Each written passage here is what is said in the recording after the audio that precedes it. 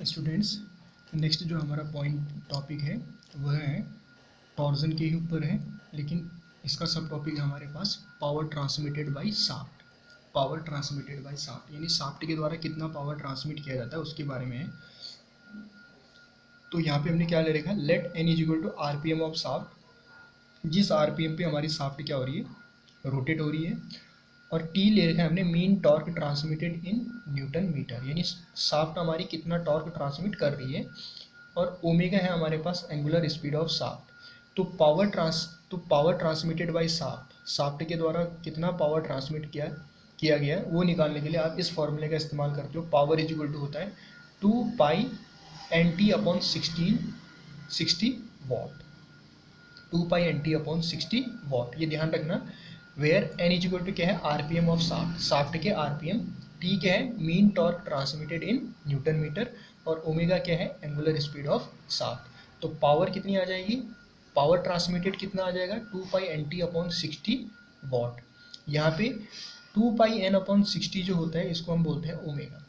2 पाई N/60 जो होता है वो ओमेगा होता है, तो इसलिए पावर ट्रांसमिटेड क्या आ जाएगा, ओमेगा इंटू टी। ये जो पॉइंट है आपके, ये न्यूमेरिकल्स में काम आएंगे और न्यूमेरिकल से पूछे जाते हैं, ये ध्यान रखिए। तो पावर ट्रांसमिटेड का फॉर्मूला क्या है, 2 पाई NT/60 वॉट, या P is equal to omega into T. अब ध्यान से देखना। अब नेक्स्ट है हमारे पास पोलर मॉड्यूलस। पोलर मॉड्यूलस जो होता है इसको हम जेड से डिनोट करते हैं। पोलर मॉड्यूलस को जेड से डिनोट करता है। यह बेसिकली एक रेशियो होता है पोलर मूवमेंट ऑफ इनर्शिया और शाफ्ट के रेडियस का जो रेशियो होता है वह पोलर मॉड्यूलस कहलाता है। इसको हम जेड से डिनोट करते हैं। It is defined as the ratio of the polar movement of inertia to the radius of shaft. It is also called torsional section modulus. It is denoted by Z. यानी इस polar modulus को हम torsional section modulus भी बोलते हैं। Torsional section modulus, इसको हम Z से डिनोट करते हैं। तो पोलर मॉड्यूलस क्या होता है, पोलर मूवमेंट ऑफ इनर्शिया और रेडियस ऑफ शाफ्ट का रेशियो होता है। यानी Z P is equal to J/R आ जाएगा, where J is equal to polar movement of inertia and R is equal to radius of shaft. तो यहाँ से सॉलिड शाफ्ट की अगर हम बात करें, सॉलिड शाफ्ट के लिए जो पोलर मूवमेंट ऑफ इनर्शिया होता है ये होता है π/32 D⁴। ये ध्यान रखिएगा। मूवमेंट ऑफ इनर्शिया क्या होता है, अगर हम सर्कुलर शाफ्ट के लिए मूवमेंट ऑफ इनर्शिया निकालें तो π/64 D⁴ होता है। ठीक है, चाहे आप एक्स एक्सिस के अलोंग ले रहे होंगे या चाहे आप वाई एक्सिस के अलोंग ले रहे होंगे। ध्यान से देखिएगा, किसी भी सॉलिड शाफ्ट के लिए जब हम एक्स एक्सिस के अलोंग या वाई एक्सिस के अलोंग मूवमेंट ऑफ इनर्शिया निकालेंगे तो ये वैल्यू सेम आती है, π/64 D⁴। लेकिन polar movement of inertia Z क्या कहता है, आपके पास पता है कि परपेंडिकुलर एक्सिस थ्योरम में क्या पता है आपको, IXX प्लस IYY, यानी क्या हो जाएगा, π/64 D⁴ प्लस π/64 D⁴, दोनों को ऐड कर दोगे तो हमें ये मिल जाएगा पोलर सेक्शन मॉडुलस, J और IZ। तो सॉलिड शाफ्ट के लिए J की जो वैल्यू होती है यहाँ से π/32 D⁴ आई, तो इसलिए ZB की वैल्यू क्या आ जाएगी, J/R। J की जगह पे ये वैल्यू रख दो और R की जगह पे क्या रख दो, D/2। तो कितना आ जाएगा, ZP इक्वल टू π/16 DQ। अगर हम हॉलो शाफ्ट की बात करेंगे तो हॉलो शाफ्ट के लिए सेम प्रोसीजर रहेगा, लेकिन यहाँ पे क्योंकि हॉलो शाफ्ट के लिए एक उसका इनर डायमीटर होगा, एक उसका आउटर डायमीटर होगा, तो π/32 आउटर डायमीटर की पावर 4 माइनस इनर डायमीटर की पावर 4, तो इसलिए ZP की वैल्यू जो आ जाएगी π/32 D0 की पावर 4 माइनस DI की पावर 4 अपॉन D0/2। अब यहाँ पे जो अपॉन में जब आप कैपिटल R का जो हम इसमें लेंगे, ये जो कैपिटल R का लेंगे ये आउटर डायमीटर के लिए लेंगे। किसके लिए लेंगे, आउटर डायमीटर के लिए लेंगे, यानी ये आपकी आउटर रेडियस है। तो D0/2, तो फाइनली क्या आ जाएगा, ZP बराबर π/16 D0 इंटू D0 की पावर 4 माइनस DI की power 4, where D0 outer diameter of shaft और DI inner diameter of shaft.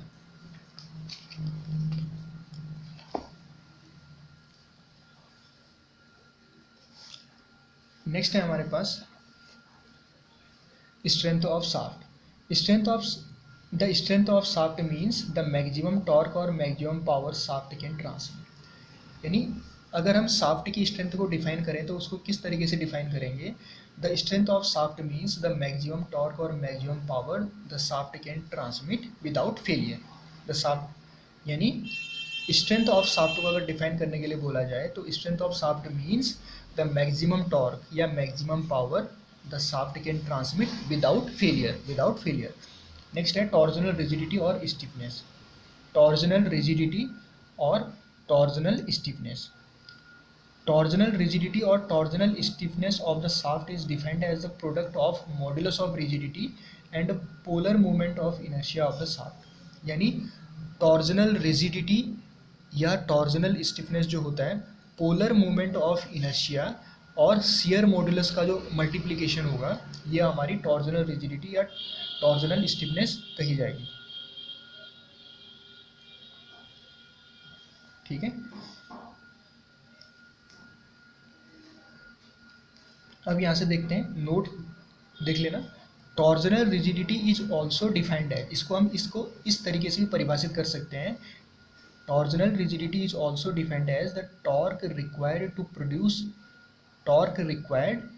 Produce a twist of 1 radian per unit length of shaft. यानी shaft की shaft में per unit length में 1 radian यानी 1 radian का twist produce करने के लिए जितने हमें टॉर्क की रिक्वायरमेंट होगी, शाफ्ट के पर यूनिट लेंथ में 1 रेडियन का ट्विस्ट जनरेट करने के लिए जितने टॉर्क की हमें रिक्वायरमेंट होगी वह हमारी टॉर्जनल रिजिडिटी कहलाती है।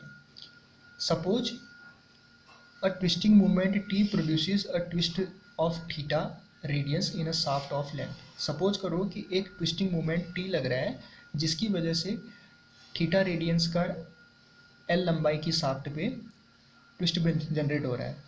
तो टॉर्जन इक्वेशन आपको पता है टी अपॉन जे बराबर tau upon R is equal to G theta upon L. तो यहाँ से क्या आ जाएगा, T upon J is equal to G theta upon L. तो T into L upon theta बराबर जी इंटू जे।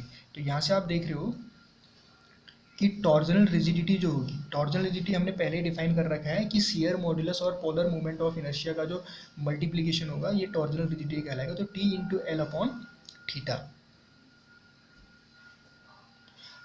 अगर यहाँ पे शाफ्ट की लंबाई 1 मीटर है और एंगल ऑफ ट्विस्ट शाफ्ट में 1 रेडियन है तो टॉर्जनल रिजिडिटी कितनी आ जाएगी, टॉर्क के बराबर आ जाएगी। अगर शाफ्ट की लंबाई 1 मीटर है और शाफ्ट में 1 रेडियन का ट्विस्ट जनरेट हो रहा है तो उस समय टॉर्जनल रिजिडिटी जो होगी वह टॉर्क के इक्वल आ जाएगी, ये आप ध्यान रखिएगा। अब यहाँ पे न्यूमेरिकल प्रॉब्लम देखते हैं कि कैसे हमें न्यूमेरिकल प्रॉब्लम को सॉल्व करना है, ये ध्यान रखिएगा। न्यूमेरिकल प्रॉब्लम पे आते हैं। A solid shaft of 150 mm diameter is used to transmit torque. Find the maximum torque transmitted by the shaft if the maximum shear stress induced to the shaft is 45 newton per mm square. आपको एक solid shaft दे रखी है जिसका diameter है 150 mm। इसको आप torque को transmit करने के लिए इस्तेमाल कर रहे हैं। आपके पास एक सॉलिड शाफ्ट है जिसका डायमीटर है 150 mm, इसको आप टॉर्क ट्रांसमिट करने के लिए यूज कर रहे हैं।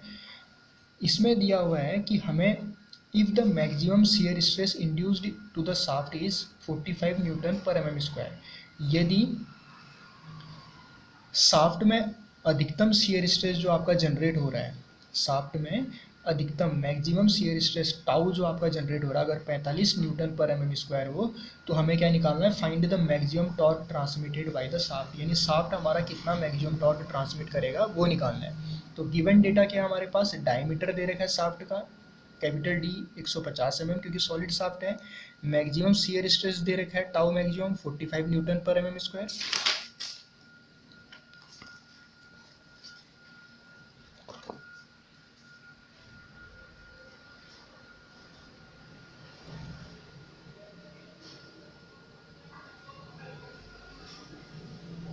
टी दे रखा है maximum torque transmitted by the shaft, then T is equal to आ जाएगा tau into pi upon 16 D cube. देखो ये कहाँ से आया, ये रिलेशन आप ध्यान रखिएगा, ये रिलेशन ध्यान रखिएगा।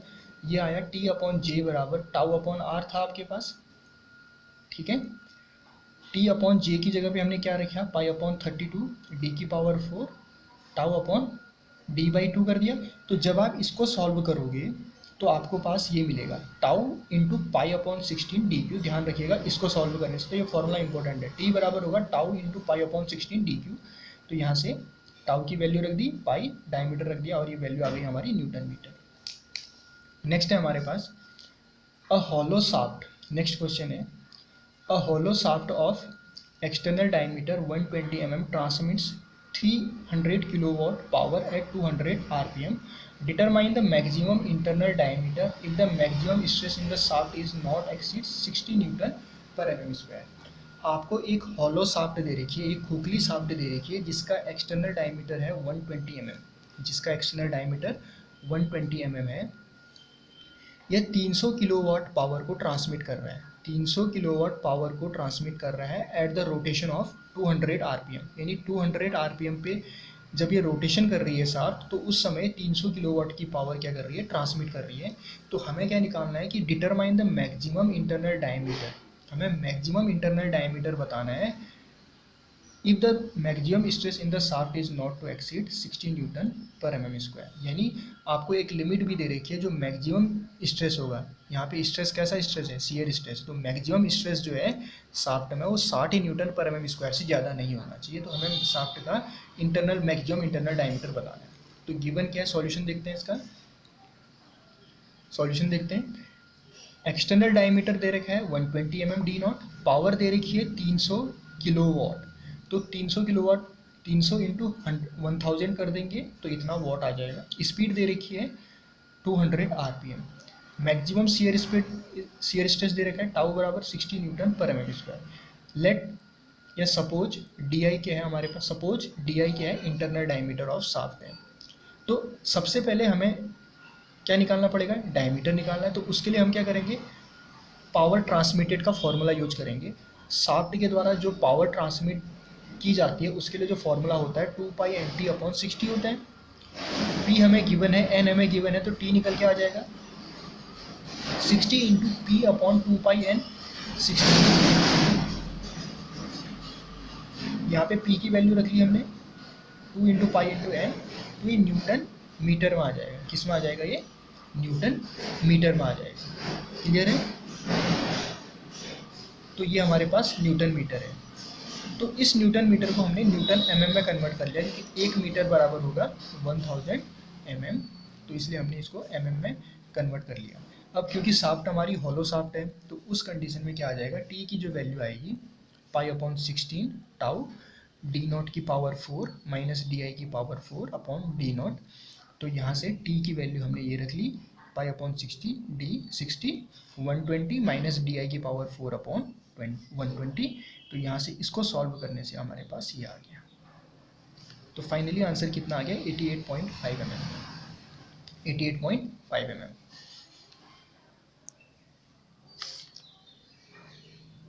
आई होप कि आप लोगों को समझ में आया होगा। तो आज के लिए आज का टॉपिक यही समाप्त करते हैं। नेक्स्ट टॉपिक में हम दूसरे न्यूमेरिकल्स डिस्कस करेंगे। Thank you.